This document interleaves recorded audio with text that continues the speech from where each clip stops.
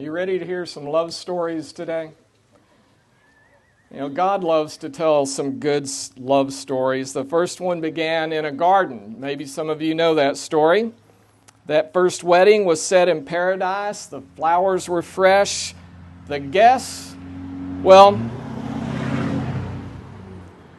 wait for the car to pass by. The guests were all animals, but they were well behaved during the ceremony. Clothing was very casual. In fact, it wasn't even required at the time. Imagine that. No choosing of all these dresses or tuxedos or Western wear. No hairstyling or makeup. Everything was so simple. The groom was Adam.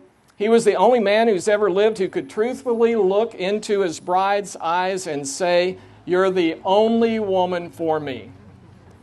And the bride, Eve, she was the only one who could look into her groom's eyes and truthfully say, "I literally have nothing to wear." It was a match made in, well, you could say heaven. So the father of the bride was also the father of the groom, and then he also served as the officiant, and he was perfect.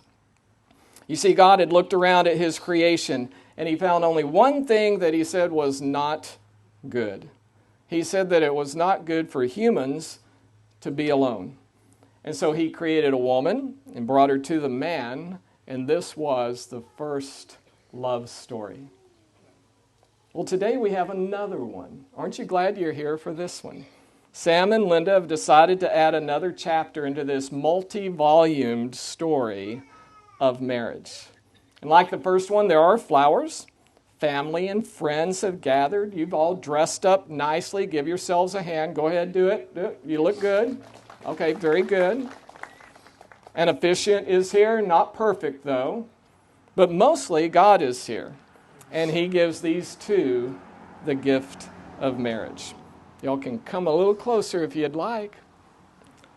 Any good story has main characters. In this one, we have two characters, and their names are Sam and Linda. Their story began, well, with a hurdle or two. Let me tell you about it. Linda, at that time, was kind of disillusioned with dating. Most of the guys she had gone out with were really not what she was looking for. So when she accepted a date with Sam, she figured it would probably be one and done.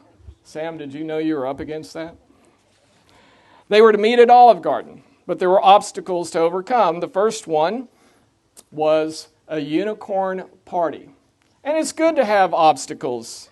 Robert McKee, he's an expert on crafting stories. He says that humans naturally seek comfort and stability. And without what he calls an inciting incident that disrupts their comfort, they won't enter into a story. They have to get fired from their job or be forced to sign up for a marathon. A ring has to be purchased. A home has to be sold. In this case, someone had to wait until a unicorn party was finished. Linda had already planned it. It was her first one, and she couldn't cancel that. It was for a little girl. Would Sam wait for her to finish? That was the big question. The other inciting incident was that Linda would have to wait because Olive Garden said it'd be an hour until they could get a table. And McKee says the character has to jump into the story, into the discomfort and the fear. Otherwise, the story will never happen. But fortunately, in this one, they both jumped in. Sam said, "I'll wait for that unicorn party to end, and then we'll meet." And Linda said she'd wait with Sam for a table. Now, she had thought that there would probably be a plan B that he'd throw out there, but Sam said, "No plan B, I am all in." And they really only had to wait 20 minutes, and the conversation, they say, was so easy that eventually they wound up closing that place down that night. That night brought about some first impressions between the two of them. Linda thought Sam had beautiful blue eyes with a twinkle in them that was different in a good way. Boy, if you look at them, you just kind of want to keep staring at them. Okay. He had a good sense of humor and a warm, genuine smile. But you know what the best thing was? He was wearing cowboy boots. And Sam loved the fact that Linda was wearing cowboy boots and had a smile that he said would make the moon jealous. Even though it was a first date, he said he didn't feel anxious when he saw her. He felt right at home. Home in the sense that he could have a beer and she could have a glass of wine. Didn't matter. They both had boots, so who cares what you're drinking, right? When they left that night, Sam even gave her a gentle kiss and knew he had to be a part of her family. Linda, well, she told Elena after the date, I don't know. There was just something in his eyes. I got to quit doing that. I could tell he was genuine. She hoped there'd be a second date. And there was. We're going to turn about a year's worth of pages into this story, and we get to a proposal. Sam took her back to Olive Garden. It was October 9th. It was a Saturday. They arrived under the pretense that this was a birthday party for Linda. And when they got there just happened to be 13 other people waiting for them. Linda thought, well, how sweet, a birthday dinner with the people I love. Didn't know what was going on. Back in Texas, where I'm from, we would say something like, bless her heart. You know what that means. She should have known something was up, though. Sam loved her family and loved her friends, everyone that was there, and he wanted everything to go so right that night that he offered to pay for whatever everyone got to eat that night. Well, that's not something that happens just every day, I don't think. Sam, does it? Because if it does, I'm going out to eat with y'all sometime. After everyone finished, Sam started talking. He was hoping he would say just the right words. And before Linda knew it, he was down on one knee, opening a black velvet box and asking her to marry him. Now, I wasn't there, but my guess is you didn't hesitate for a second. And she said, absolutely. And the entire restaurant just erupted in applause. Luckily, Sam was able to get back up on his feet without much struggle, and my guess is he gave her another gentle kiss. Even the horses got into the magic of that night. When they arrived back at the house, banners were on the fence and on the horses. One of them, I'm told, she said yes. And it was actually absolutely, but we're not going to get into the details. And another said congrats. And then Linda let Sam do something no one other than a client had ever been allowed to do. You know what that was? Ride her horse, Tucker. I got to meet Tucker today. Sam had entered the big leagues. Sam, way to go. You can applaud? Come on, give him some cred. He stepped up. These two do love each other. I think you can tell just by the way they're looking at each other. And they shared their answers to this question. What is it you love about your fiancé? Sam, here's what Linda said. His gentle strength. He believes in Jesus. He loves me, my kids, and the horses. That was probably a deal breaker, wasn't it? The horse part. Oh, yeah. The kids, that part didn't matter, but you had to love the horses. Okay. He kisses my forehead. He gives amazing hugs. Has a great sense of humor. Makes me laugh lots and smile. He believes in me and wants me to be part of his world, even though it is a crazy one where we never get bored, we just get tired. I can relate. He can cook a steak to perfection. Hey, Sam, if this doesn't work out, give me a call. Steaks. Yeah. He allows me to be completely myself. He loves me for just being me. He sings to me and dances with me in the kitchen. He appreciates anything I do for him, even the little nothing things. He knows what I'm thinking and often completes my thoughts or actions or sentences without me even saying a word. And Linda, here's what Sam said. How absolutely caring she is. I love her heart. Making every stranger feel like family with just one interaction. Her eyes are so mesmerizing. I'm not going to even go there. Reminds me of the first night that I met her. Every time I get lost in them. How well she kept herself together and how well she is kept together. That was another thing that attracted me when we first met. Something as simple as her fingernails, which make the perfect back scratcher, were very well kept together. So if any of y'all need a little scratching later, just line up. My palate has been introduced to different foods, and I love every single one. I've been able to maintain my weight. And then some with her cooking, and anyone leaving her place hungry, well, they're to blame. He says, my Cajun lady is the only slice I ever need. You love these things about each other. Thanks for sharing those with us. And your supporting cast over here, some of them have written in, and here are some things that they love about you too. Judith says they support each other and they want each other to succeed. That's what she loves about you. Cheyenne says, I can really tell how good they are for each other. I feel that they bring out the best in each other. Elena says, well, the way they look at each other with so much love and care, you can tell they truly work well together.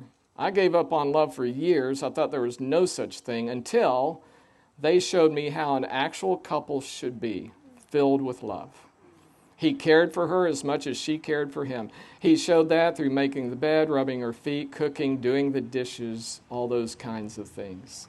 He sees things that need to be done and he does them. And she wasn't used to that, so she was kind of stunned by that.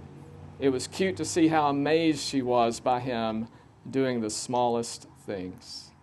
And Wendy says, Sam and Linda are just amazing people, and they make an incredibly amazing couple.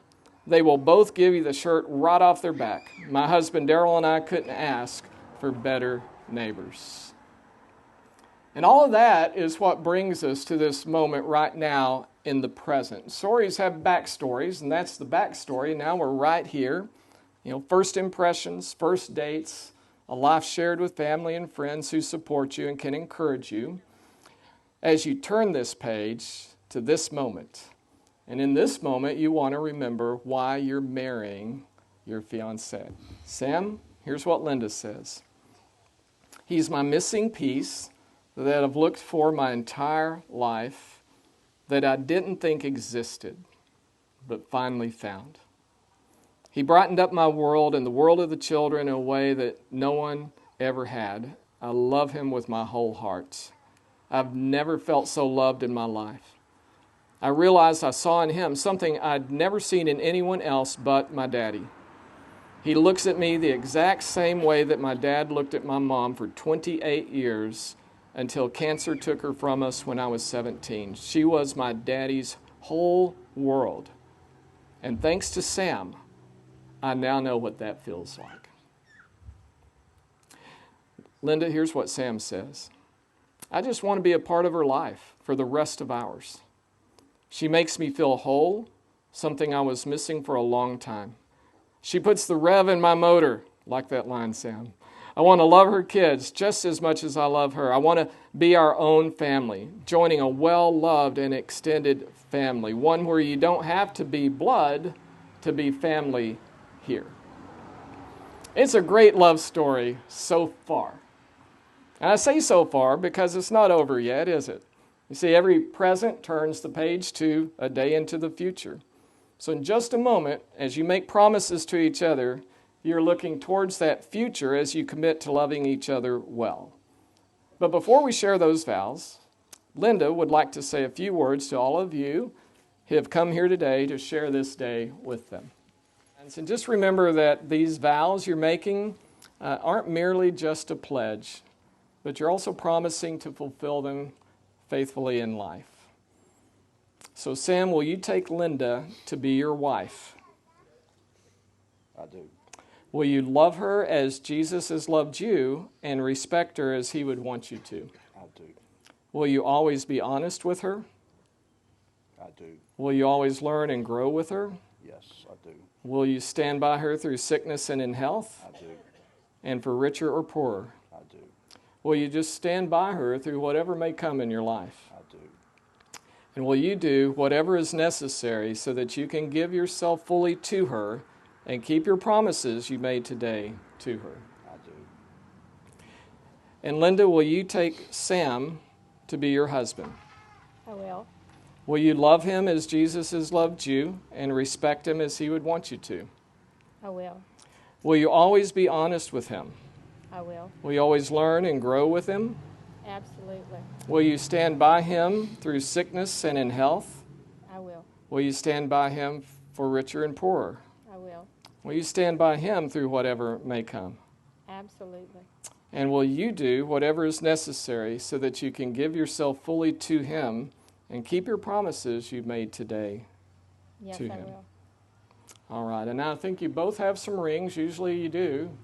Why don't we get those rings up here? And there, oh, this place is going to the dogs now. This is great.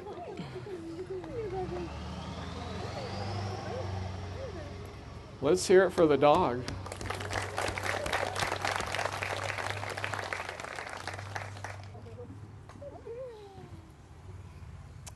And you know, these rings are here to just symbolize the vows that you're making, and also the purity of your never-ending love for this chosen companion in life.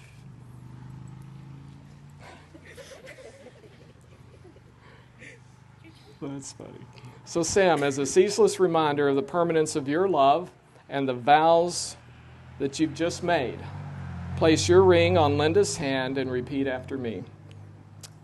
I give you this ring I give you this ring to wear in love and joy. to wear in love and joy.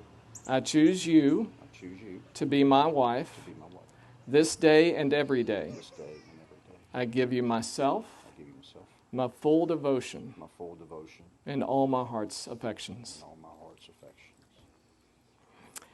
And Linda, as a ceaseless reminder of your vows you've made, you can take the ring you have for Sam, place it on his hand, and repeat after me. I give you this ring I give you this ring to wear in love and joy. to wear in love and joy. I choose you I choose you to be my husband to be my husband this day and every day. this day and every day. I give you myself, I give you myself, my full devotion, my full devotion, and all my heart's affections. and all my heart's affections. And now, in the sight of your family and your friends and God, and acting by the authority of the Commonwealth of Virginia, that sounds so good, I pronounce you husband and wife. We know you've shared a gentle kiss or two. Yes, go ahead and clap. That's good. Wait a minute, Sam. Wait. You got to wait a minute. This will be your very first kiss as a married couple. Now, Sam, you may kiss your bride.